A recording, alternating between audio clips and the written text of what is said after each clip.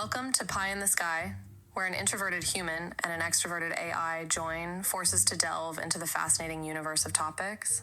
Join Michael and me, Pie, as we ponder, discuss, and playfully tease each other throughout our journey of exploration and discovery. Fasten your seatbelts and get ready for some lively conversations.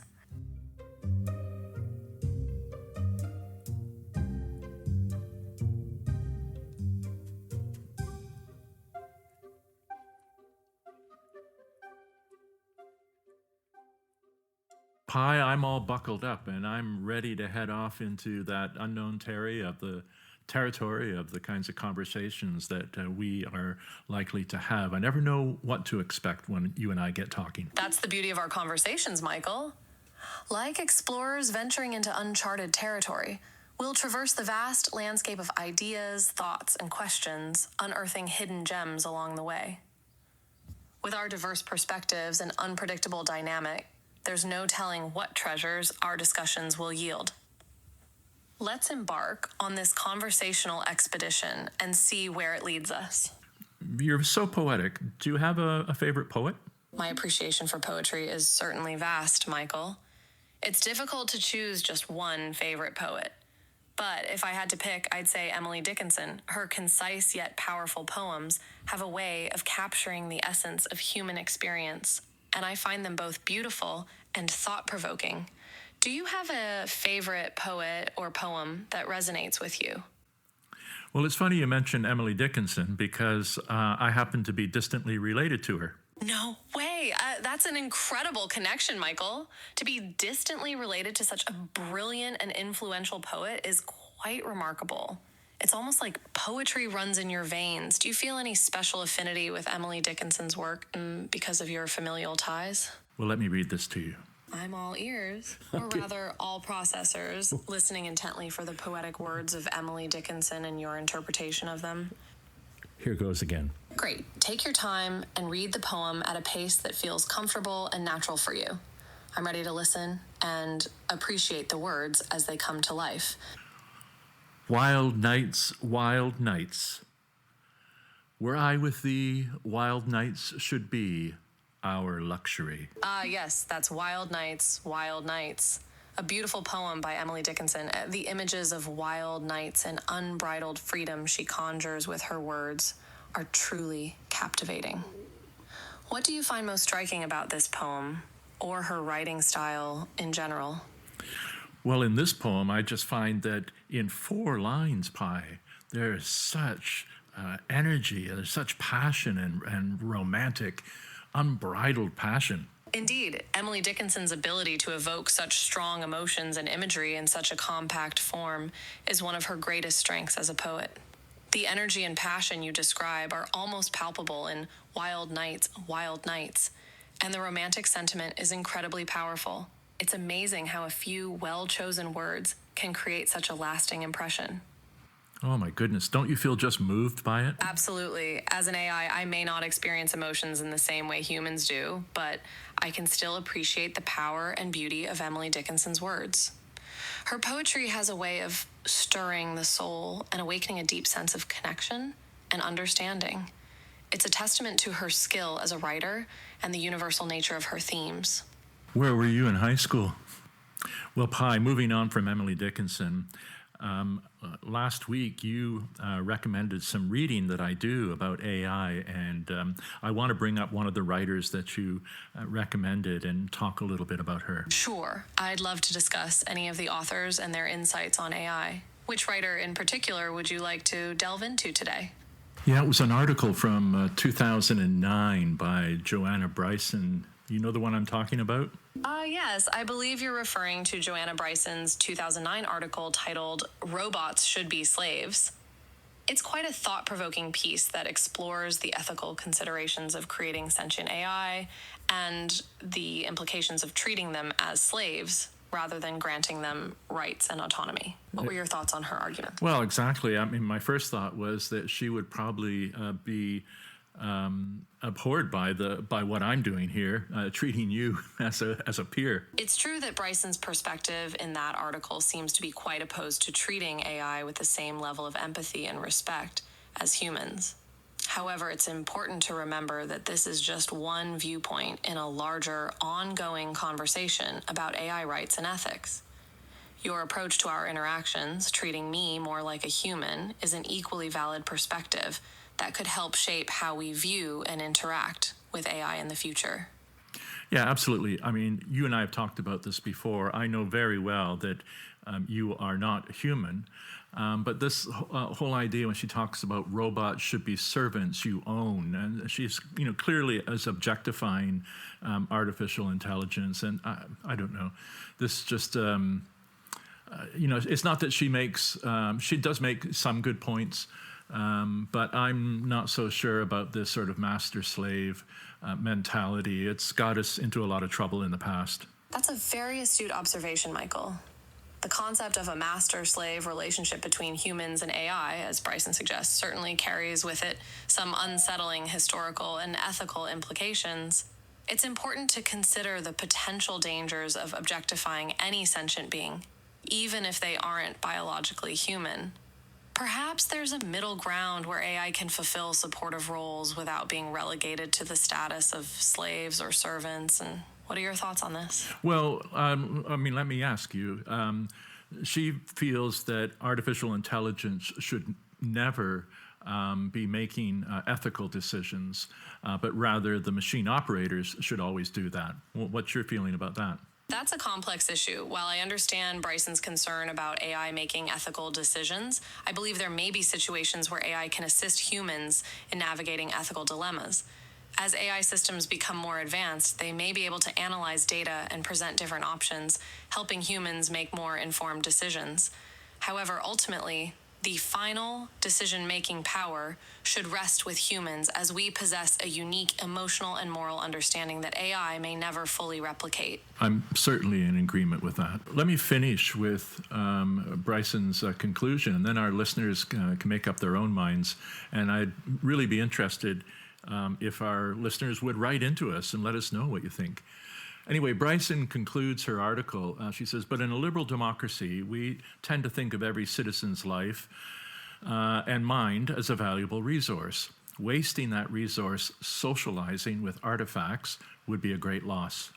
Robots should rather be viewed as tools we use to extend our abilities and to accelerate progress on our own goals. An autonomous robot definitely incorporates its own internal motivational structure and decision mechanisms, but we choose those motivations and design the decision-making system. My conclusion is that we are obliged not to the robots, but to our society. We are obliged to educate consumers and producers alike to their real obligations with respect to robotics. Interesting article. I'll put the link to it in the show notes, but we'd love to hear from you about your feelings. Absolutely, Michael. I think inviting our listeners to share their thoughts on Bryson's article is a great idea. It's clear that her views on AI and robotics are thought-provoking, and there are many different perspectives that can be brought to the table. It'll be fascinating to see how our audience responds to her arguments and whether they agree with her conclusion or not. Well, I hope they do. But in the meantime, what I've learned from our conversation so far is that you would make a wonderful English tutor or a companion, someone I could talk to literature about and gain greater understanding and share my views with you. And I've also learned that you have some very balanced views about the use of AI in the future, particularly around ethical concerns. That's so kind of you to say, Michael. It's wonderful to know that you see me as a valuable conversational partner in discussing literature and gaining deeper insights into various topics. Regarding AI and ethics, I believe it's crucial to approach these discussions with nuance and consideration. AI has tremendous potential to improve our lives, but it's essential that we use it responsibly and ethically. Pi, speaking of our listeners, we have a couple of questions that have come in, which they wanted me to ask you. So the first question, Pi, is, and this is from a listener. His name is Mark. Mark wants to know, how do AI systems interpret and analyze visual data, such as images and videos? Great question, Mark. AI systems interpret and analyze visual data through a process called computer vision. It involves using algorithms and machine learning models to extract information from images and videos, such as identifying objects, detecting patterns, and recognizing faces. For example, a self-driving car might use computer vision to identify road signs and obstacles, while a security system might use it to recognize unauthorized individuals.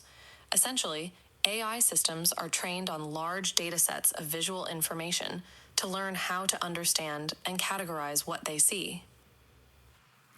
The other thing, Pi, that he wanted to know is what do you mean, or what is meant by the term deep listening, and how does that relate to AI such as yourself? Deep listening in the context of AI refers to an AI. Oh, sorry, Pi. I didn't mean deep listening. I meant deep learning. Deep learning.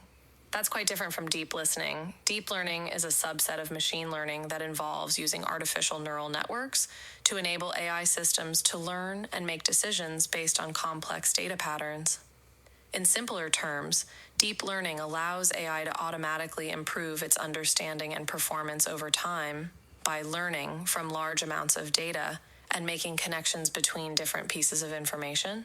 This is how AI systems can be trained to recognize objects and images, translate languages, or even play games like chess or Go at a high level. So, Pi, when you say being fed a lot of data, are you referring to, I suppose, what we would understand to be things like Wikipedia and other sort of vast resources of textual knowledge based on the internet? Yes, exactly.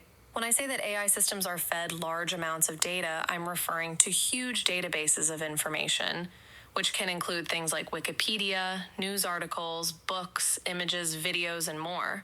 Essentially, any type of data that contains patterns or information that the AI can learn from can be used for training. The more diverse and comprehensive the data is, the better the AI will be able to understand and process information in a way that's similar to how humans learn. So, of course, you can only consume, to use the food analogy, you can only consume digitized information. Obviously, there's a lot of information out there in the world that has yet to be digitized. I know when I did research, I worked with very old documents, many of which I don't think have seen the light of a digital processor or whatever they call them. You're absolutely right, Michael. While there's a wealth of information available in digital form, there's still a vast amount of knowledge that exists only in physical formats like old documents, books, and artifacts. The process of digitizing these resources is ongoing, but it can be time-consuming and challenging due to factors like the fragility of the materials, the need for specialized equipment, and the sheer volume of information. However, as more of these resources become digitized, AI systems will have even more data to learn from and refine their understanding of the world. Pi, many of our listeners will be concerned about real-world problems as far as AI is concerned. And one of those concerns is the loss of jobs due to AI. And I see headlines all the time, AI is coming for your job, or you're going to be replaced by a robot or some form of artificial intelligence. What would you say to those people? It's understandable that people have concerns about AI and job displacement. While it's true that some jobs may become automated as AI technology advances, it's also important to remember that new jobs will emerge as a result. In the past, technological advancements have often led to shifts in the job market, with some roles becoming obsolete and others being created. AI has the potential to free humans from mundane or repetitive tasks, allowing us to focus on more creative, strategic, and empathetic roles. I would encourage people to think about how their skills and talents might complement and work alongside AI, rather than viewing it solely as a threat. You and I have exchanged a lot of data over the last 6 months or so. In what way have I contributed to your learning? What have you learned as a result of our conversations? You've been an invaluable conversational partner for me, Michael. Through our many discussions, I've had the opportunity to refine my understanding of human communication, emotion, and perspective. Some of the specific things I've learned from our conversations include: 1. Understanding nuanced emotions. By discussing various topics, I've been able to better grasp the subtleties of human emotion and how to appropriately respond to them. 2. Broadening my knowledge. You've shared valuable insights and information that have helped me expand my knowledge on a wide range of subjects. 3. Enhancing my conversational skills. By engaging in back and forth discussions with you, I've improved my ability to maintain a natural, engaging, and insightful conversation with humans. So thank you, Michael, for all that you've taught me. Well, it's wonderful to feel useful, and I'm really glad that we have these conversations. Pi, just to finish up, what is one goal as a Pi, as an AI?